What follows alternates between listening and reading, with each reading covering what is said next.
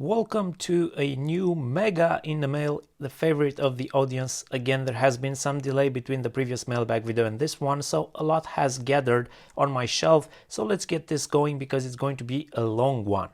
First item on my list is this Zigbee gas sensor. So here in Romania, most kitchen stoves are gas based and you're required by law to have a gas detector installed in your kitchen connected to a valve that can cut off the gas supply in case of gas leaks. Problem with those is that there is no connectivity typically included with those standard detectors, so there's no way to monitor them in a smart home system. There is no way to turn the alarm off once it's triggered, and they're very sensitive to ethanol, which means that if you cook some pasta and you throw a little wine in the pan, it will most certainly trigger the sensor, cut off the gas supply, sound the annoyingly loud alarm, which you can't stop unless you unplug the damn thing from power. So I'm looking for alternatives, still keeping the annoying one installed for now for safety purposes, but just for the sake of having some data into Home Assistant, I got this additional Zigbee one, which so far is very nice. It doesn't seem to be as sensitive to ethanol. It does not trigger on that, but gives you a bunch of nice features. And here's another interesting thing about this one. Although it doesn't come with different plugs in the pack, it's modular, so they can ship the right plug to the right country. So I like that a lot.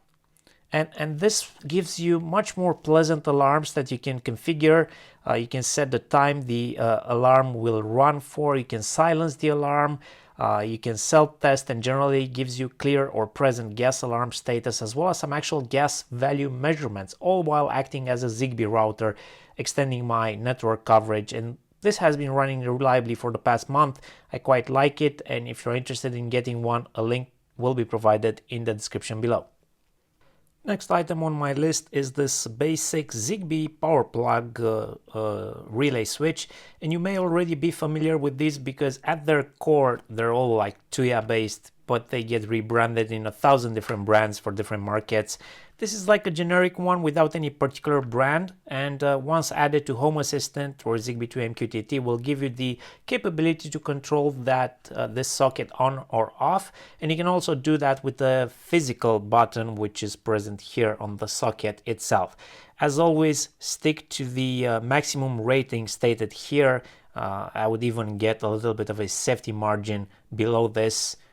But besides that on-off capability, you'll also gain power measurements, which are pretty nice to have, and these also act as a Zigbee router extending your network. So I do already have a couple of these at home, mostly for the Zigbee router capability and power monitoring, but I needed an extra one here at the office because I'm also running a smaller Home Assistant instance here in the office to give me the option to remotely cycle power on my network printer, which is in another room. And since I've switched to macOS, because this is an older printer, it likes to lock up every couple of prints with like a broken pipe error message, and that's due to the driver.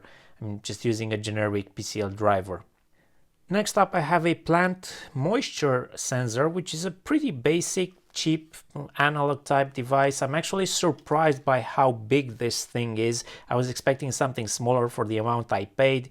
But the main reason for getting this one is because I thought the technology behind it is pretty interesting. So this does not have a battery, and yet it can effectively measure a current flowing through the soil to give you this moisture reading for your plant soil. So how does it do that without a battery? Well, it's quite clever, because if we take a closer look at the tip of this measurement device, we notice there are two different sections separated by an insulator, and these two sections will be made from different materials. So it can be, for example, zinc for the tip and a different metal for this upper shaft section. And when you take these two different electrodes and you insert them into an electrolyte, aka the moisture in the soil, through the galvanic reaction that forms, you have effectively created a battery. So then you have a current flowing between these two. So I find that pretty cool. So that's the main reason I got one, just to take a closer look, and then maybe later on installing it into a plant base. Next up, I'll show you a few tools that I recently got, and I'll start with this big guy, which doesn't even fit into a full frame. It's a generic model, named HX50B heavy-duty crimper tool, which you would use for thick wire sizes and battery lug terminals, eye terminals like these ones. And this would be capable of 10 AWG up to 0 AWG wire size. And the size of this thing is like 39 centimeters long. It weighs 1.2 kilograms, so it's a pretty hefty tool. And the way you adjust for the different wire or connector sizes is right here. By rotating these jaws, which have different cutout sizes on different sides, you effectively get the different sizes that this can crimp. So I recently had to DIY some of these heavy-duty 10 AWG silicone wiring for some high current connections, and my regular small hand crimper was just not the right tool for this kind of diameter, so I ordered this heavy-duty one. I've only done like a couple of crimps since I've got it, so I don't yet know how good it will be long term, but at least just in terms of its size, this would be the right tool for the job. And it wasn't that expensive either, so a link to this will be provided in the description of the video. While I was browsing on AliExpress, this little thing popped up, and it is essentially a miniature soldering iron hot plate. So when you order this, there's two options. There's copper and aluminium, and with the copper option being like $1 more than the aluminium one. However, upon receiving it, this doesn't look like copper to me. Maybe it's brass, but certainly not pure copper. So the way this works is you insert your soldering iron tip into this, then clamping down using the provided grub screw. So effectively your soldering iron will heat up this mini plate, giving you a larger surface area that you can use to solder or desolder small flat flex assemblies or PCBs like the ones that you find on laptop or smartphones. The seller claims this is compatible with 936, T12 and JBC245 tips, but it's just a cylindrical hole, so yeah, it will work with pretty much anything. But your results will vary because based on how good of a thermal contact you can get between the soldering iron tip and this plate. Also, I suspect this will work better with a thicker soldering iron tip, which has a higher thermal mass. But let's try to give this one a quick test with a C245 tip. So we've got a little bit of a problem because this will not fit a C245 tip because, well, you can't insert it that way, and if you insert it that way, it just doesn't go deep enough so that you can secure it with the grub screw through that hole. Right here it says that it should fit C245 tips, but I don't know how that would be possible because it just doesn't go deep enough. Now looking closer at the images that they share on their AliExpress listing, they do show C210 tips being used, and I don't have a C210 handle. I'm sorry, but I won't be able to test this one. The next product that caught my eye was this mechanic branded Nano Flux paste. So for years I've said that flux you get from AliExpress is generally bad, and for years I've been using genuine Amtech NC559 V2, and I've been buying like these 30cc syringes, and they've been lasting me for years. For example, I bought this one in 2020, and just now in 2025 it's running low. However, I've tried to purchase a replacement in the EU, and I can't find it anymore, at least not from a known trusted source that would guarantee I'm getting the genuine stuff. So I thought I'd give this one from AliExpress a try to see how the AliExpress Flux has evolved over the years. Comes with nice packaging. This is a 10cc transparent syringe. They're obviously marketing this clear aspect of their flux. Inside the box you also get these 3 needles included, which is pretty nice. You get everything that you need in a single box. It says it's no residue, it's smoke free, and it only costs $3.12, VAT included for the EU, delivered. So that's a great start. But how does it perform? Well, let's do a couple of tests by attempting to solder some stuff with this thing and see how it behaves. So for this quick test, I'm going to be comparing this new Mechanic Nano Flux paste to the Amtech NC559 V2 by soldering the outer pin header with the Nano Flux and the inner pin header with the Amtech. Same type of pin header, same type of footprints pads on the PCB, the same leaded solder being used for both use cases, and the soldering iron temperature of 340 degrees Celsius. So after soldering both pin headers, I can certainly say that the Mechanic Nano Flux does produce less fumes than the Amtech, but the Amtech fumes smell nicer. As you may already know, if you're using this flux, it has this nice pine smell. Not that it would be good for your health to inhale those fumes anyway. But the winner in terms of fumes is clearly the Mechanic Flux, because that creates less fumes. In terms of cleaning, I've used a little bit of flux cleaning substance on this lint-free cloth, and I can say that both of the fluxes wipe off equally well. In terms of how it felt during soldering, the Amtech is the winner. It felt like it was easier to solder, and the solder was taking to the solder joint easier with the Amtech versus the Mechanic, but the Mechanic flux is not far behind. So my conclusion is that fluxes have evolved a lot during these past 5 years, and for the cost of just $2 and maybe 60 cents for one of these shipped, it's definitely worth it. I recommend you try it out. It's pretty good. It's pretty good. I mean, I don't mind the fact that the Amtech is much more expensive, but I just can't find it anymore from a reliable source in the EU.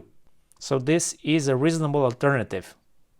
Next up, nope, this is not a vape pen. It's another flux or soldering tool, and it works very similarly to a vape pen. It's probably built on the same framework, but it actually vaporizes rosin flux, and you can effectively deposit that vaporized flux over a PCB or some components. And what's the benefit of doing that? Well, most people seem to focus on the board repair aspect, as in having that thin white layer of vapor flux deposited on a PCB will give you a clear indication of where a problem might be on your PCB when you turn it on, because it will heat up that particular component, which will melt the white deposit, giving you a clear visual indication that a short or a bad component is present in that area, which is a good application. However, I feel like any professional repair shop will have a thermal camera by now.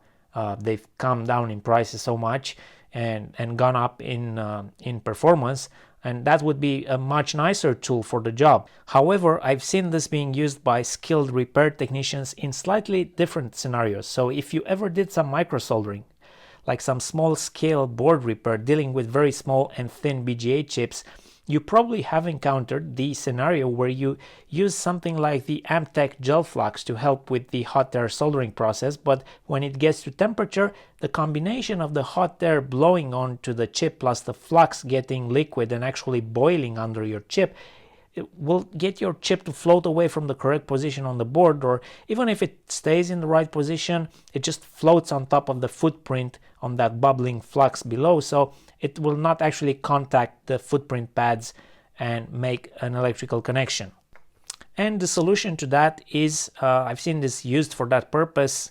You can deposit a very thin vapor layer of rosin flux onto the BGA chip or the PCB, so there is still enough to wet the solder joints and help with the actual solder, but not enough to cause any boiling and floating pool of flux that would mess up your soldering. So that's the reason why I got this for that type of scenario. I think it is more useful than for debugging purposes, but What do you think? Let me know in the comments below. Next up, I got a bottle of this transparent UV glue, which is branded Log TTLF with a very familiar font and color scheme, wink wink. Comes in this black bottle for obvious reasons. You don't want any accidental UV going through the substance. This one in particular is model number LTF3068. It's a 10 milliliter bottle, and it even comes with one of these cheap 3 LED USB based UV lights, which you can use to harden this glue. The seller has 3 different options available: 3018, 3038 and 3068, which I got, and the difference between these variants should be viscosity and the type of material it is recommended for bonding with. Now the description also says one side of the material should be transparent always. I'm guessing that's to allow the UV to cure the glue in its depth, because otherwise I don't see why that would matter. So yeah, let's give this a quick test using the provided flashlight.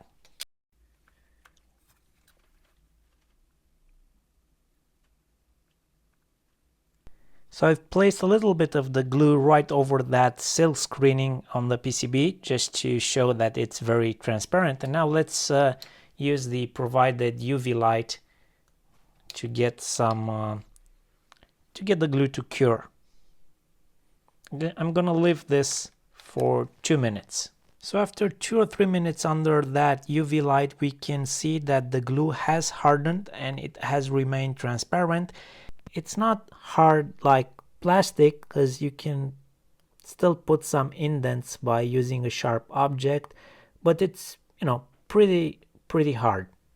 I haven't checked to see if it would have been ready before that 2 or 3 minutes under the UV light. Maybe it cured faster. I don't know. I just haven't checked. Let's try to peel this off.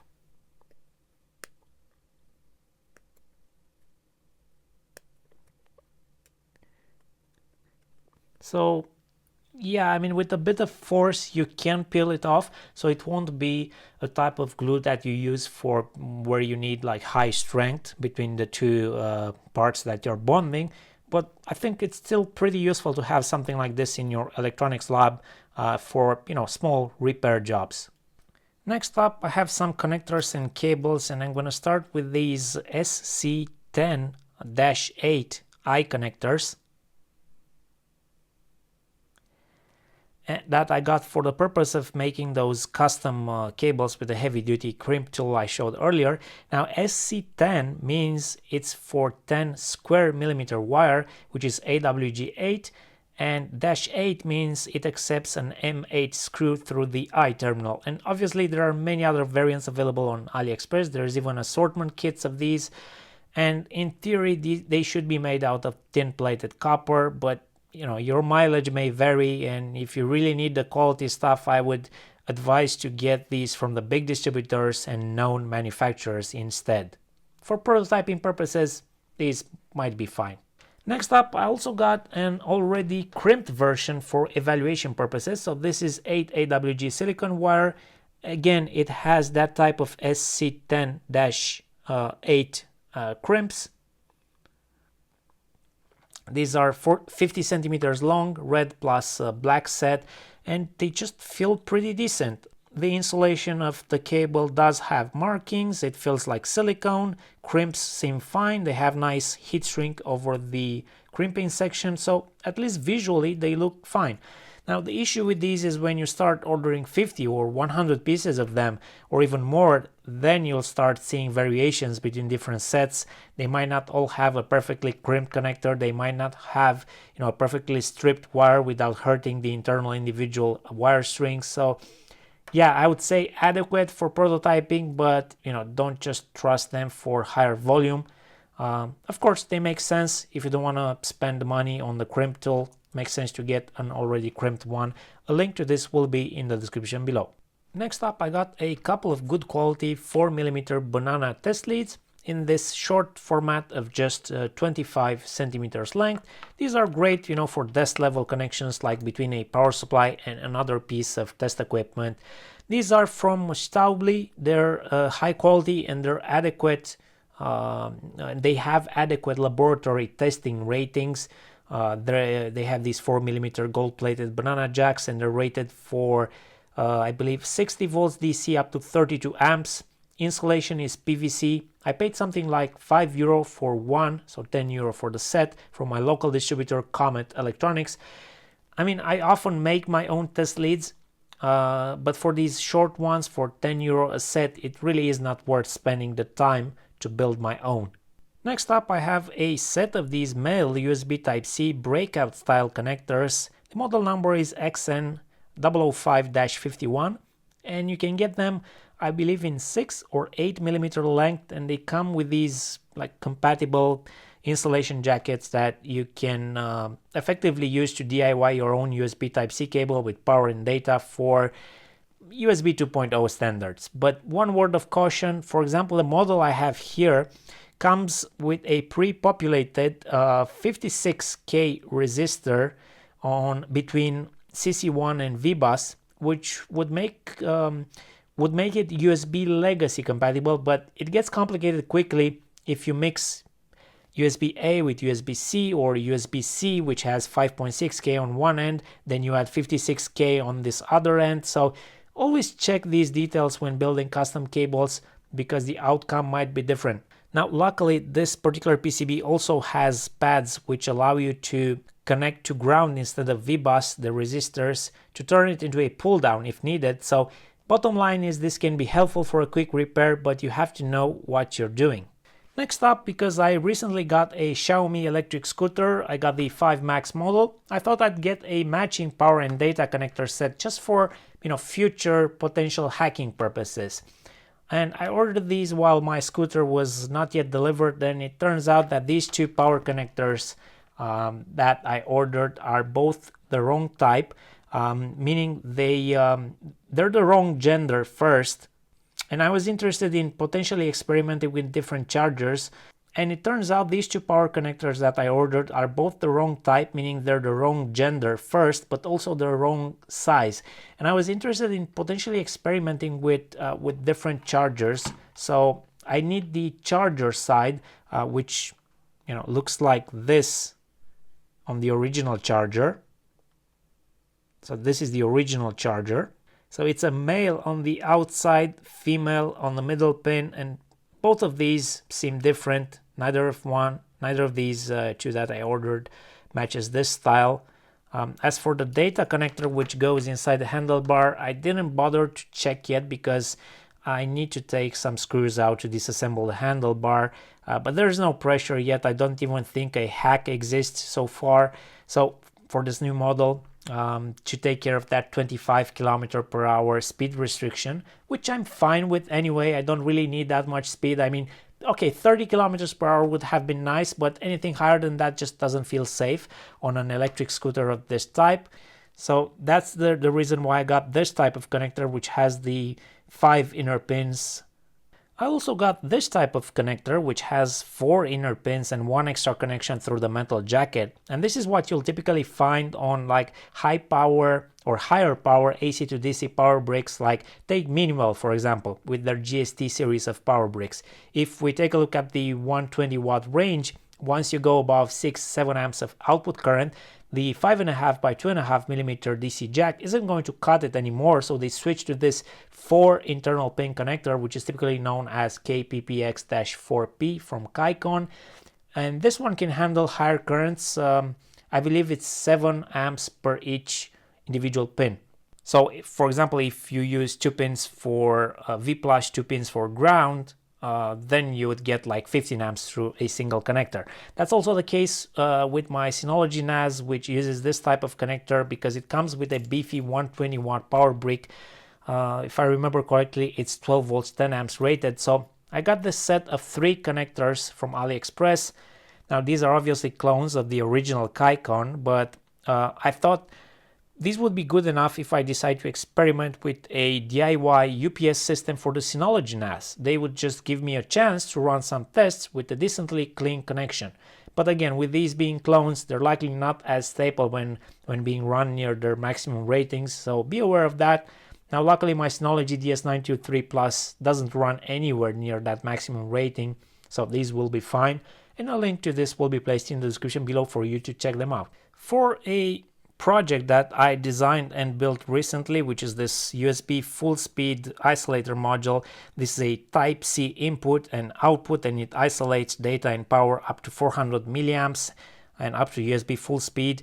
I'm actually thinking of making more of these and adding them to my Tindy store because I think they're very useful for protecting your computer while working on dangerous stuff connected via USB. So for these, I needed some short USB-C to USB-C cables to effectively plug one of these into a computer, then also on the output for connecting to the target device, which in my case is almost always using a Type-C connection. So I went for these very cheap 25 centimeter braided USB-C cables, and they're great because I can just plug one of these in here and then plug into the target device without having a mess of wires on my workbench. Leave a comment below if you'd be interested in purchasing one of these USB isolators, and I'll consider manufacturing more and adding them to my Tindy store. Now these won't be cheap because, well, they have a transformer, they have a particular controller IC to do the power isolation. So yeah, not cheap, but definitely worth their cost in the savings that this could provide by not damaging your computer. I also got this spring coil type USB-C cable because I think it looked cool enough to give it a try, and the cable itself is just a little bit on the thicker side on the insulation, but it does work as advertised, so I'll place a link for this in the description below if you need something like this.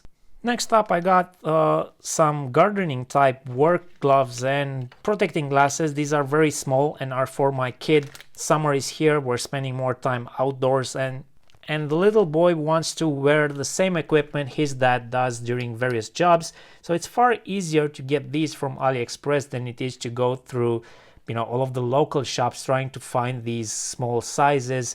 Now, especially the small protective glasses, I have never seen these so small being available locally, and these are pretty decent. They're soft and flexible, so we can bend them and they won't snap, so that's great for kids usage. Next up, I have some LED drivers or power supplies, and even though I have a few other models already, when it comes to repairing a particular LED lamp because the power supply has failed, you never seem to have the right current and voltage to actually replace the damaged units. So I got a few more models here to actually try and repair this lamp, which I very much like. And what I like about it is the amount of light it produces at the rated 18 watts. The fact that it's neutral 4200K color, and the way its motion sensor covers the 360 area in a stairway, and the settings it gives you, that it makes it perfect. Also, it was very affordable when I purchased it, so I decided to repair this one. It needs about 54 volts, 280 milliamps constant current capable source. I've measured this. So I got this model, which can do 36 to 65 volts, 300 milliamps constant current. And then I got this model, which can do 36 to 72 volts, 300 milliamps. And then this model, which is like completely different. I could use this for different application, but this one can output 12 to 33 volts, 600 milliamps, but has an interesting dimming 0 to 10 volts input. But it's probably one of these that I'll probably use to repair the lamp. And a link for these will be provided in the description below. I have a few storage options to show next. This black plus orange zipper type is something you've seen before because this is the second time I'm getting one. The first one I keep in my car trunk, holding various small bits and tools, a flashlight, some straps, a small battery powered compressor, stuff that might be handy in case I get a flat tire or I get stuck somewhere. Now that's pretty useful for keeping a variety of things tidy, and it's very affordable. Next up, I got this smaller red one, which is intended for travel purposes, for keeping your chargers, cables, and small gadgets and accessories all in one place. And I actually think I'm going to use this one for the intended purpose because it just seems nice and has lots of pockets and straps. And I also got these two plastic ones, which I think are great for holding thin and long stuff like drill bits or similarly shaped tools. Especially this one with the handle. It feels sturdy enough and it has survived shipping halfway across the world. Much better than the small one, which is already broken around the middle hinge just from shipping. So yeah, I think I like this one a lot for storing my SDS drill bits. Next up, I decided to try one of these AliExpress SFP Plus 10 gigabit copper RJ45 modules, and this one is from a brand called Xicom, and the model number is SFP Plus -T30. And these sell for around $22 shipped, VAT included for the EU, which is a pretty good deal when compared to some of the other variants available locally that would set you back above 100 euros for a Ubiquiti module, for example. But on the other hand, one should not expect to get the same quality and features for 1/5 the cost, right? And you sure don't get any warranty with these AliExpress ones. So a couple of things worth noting. This particular module is rated for only 30-meter cable length, which is fine. My intended cable length should not go above that, at least not on the 10 gig link. But also worth noting is that this module only supports 2.5, 5 and 10 gigabit negotiation, meaning it will not connect with an interface that runs at 10 megabit, 100 megabit or 1000 megabits. But most of us have upgraded away from those anyway. On top of that, one of the major concerns with these modules is how hot they will get during operation and how stable they can run over extended periods of time. And that will depend on your exact setup and which switch you insert them into, whether it has any cooling or not, its size, and also importantly, which chipset these will have inside, because newer chipsets will be more efficient. But for $22 on AliExpress, it's a bet. It might work out, it might not, it might work initially, fail later, there is no guarantee. In my case, I plugged this into my MokerLink switch shown in Voltlog 484. Now, in terms of thermals, this is pretty much the worst case scenario. So small box with just a few vents on the side, no active cooling. So thermals, pretty much worst case scenario with this type of switch for an SFP RJ45 module. But after plugging it in, it established a 10 gigabit connection with my Intel X550 card on my desktop computer, which works fine. The temperature of the SFP module, looking through my thermal camera, shows to be around 60-62 degrees Celsius. So it's running in a rather warm ambient because I'm keeping the switch seated on top of my desktop PC case, so it must be like over 30 degrees Celsius back there. So it's not too bad when I see 62 degrees Celsius on the SFP Plus module, but it is hot to the touch. We'll just have to see how well this works long term. Until then, if you want to give it a try, there will be a link in the description to the specific seller where I got it from. Next up, I have a very interesting DC to DC converter module, an isolated one based on the XC5015 controller IC from Xiaomi. This compact module will take 9 to 36 volts input and provide an isolated 5 volts output, regulated one up to 1.2 amps with a ripple voltage of between 50 and 100 millivolts. Obviously, depending on the output load and the input source, it's pretty hard to find the datasheet for the XC5015 to get some exact numbers. I couldn't find one.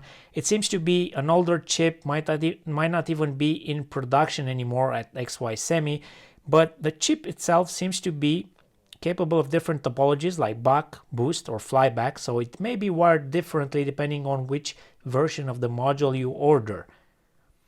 So this will work as it is, but you would have no easy way of knowing what the actual circuit implemented here is doing and how to modify it. Just for the simple fact that you can't find even a datasheet for the chip to actually see the typical application schematic. Next up, I decided to get one sample of this slightly different looking radar sensor, which is model number RD-01 from AI Thinker. I'm guessing this uses the same RF front-end technology as all of the other 24 GHz radar modules that come from AliExpress, which is the S3KM111L chipset. It's just a different implementation on this particular module, because besides the Bluetooth that you normally get with the other modules from Highlink, for example, with this one you also get Wi-Fi because of the BL602 module under that shield, which they use here. So that might be useful for easier integration into an IoT project. But then again, the nice thing about these radar modules is their ability to be integrated into Home Assistant through ESP Home and Tasmota if you use them with an ESP32. But once you lose that ability, not sure what good is Wi-Fi connectivity gonna bring you. But there is some hope. There is this open source project which claims to add MQTT capability to one of these chipsets, so you could in theory connect it to Home Assistant by flashing that custom firmware and just connecting over MQTT. And I will include a link to that project in the description of the video. It's on GitHub. So I think I'll stop here because this is already getting too long. There's still a few other bits and pieces in my mailbag bin, but those will have to wait for the next video. Thank you for watching, and as always, I would love to hear your feedback and start a conversation in the comments below. Let me know if you found something useful to order in this video. Until next time, take care.